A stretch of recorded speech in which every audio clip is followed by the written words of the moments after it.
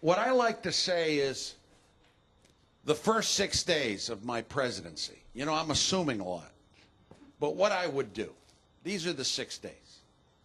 I'm going to go briefly into each one because if I go into every issue, there will be no time for questions, and so I'm going to spin right through. And if you want something amplified, we'll do it in the Q's and A's. First, the first day in office, this is what I would do. I would get all our troops out of Iraq. All of them. Every one. This is a war.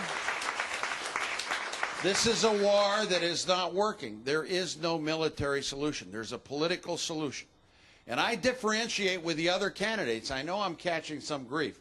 But I was UN ambassador. I knew Saddam Hussein. I got 2 prisoners from him. I know the region. I know the Sunni, the Shia, the Kurds. Our troops are targets today. And we lost close to 80 in July, the bloodiest month.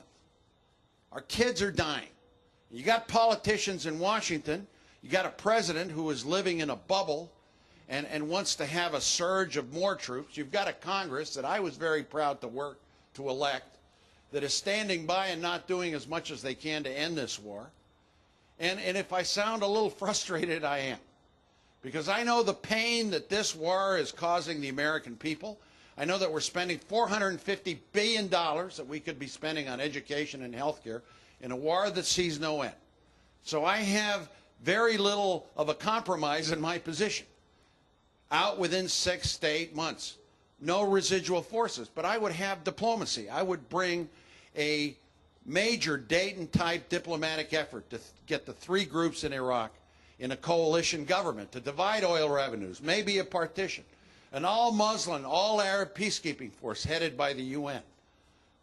Talk to Iran and Syria. I'm also somebody that believes that the first foundation of American foreign policy, it's called diplomacy, it's called negotiation. That we talk first, that we mediate. All my life, you know, I've talked to the North Koreans, I've talked to Sudan, I talked to Iraq, to Cuba. By the way, there's a report that Castro died. I don't know if it's true. But I've talked, President Clinton used to say, bad guys like Richardson, send them out to talk to him. That's supposed to be funny. So that's day number 1. An announcement that we refocus our foreign policy to what really affects American national security. And that's reducing greenhouse gas emissions, international terrorism, also dealing with nuclear proliferation, a loose nuclear weapon. So that's day number 1.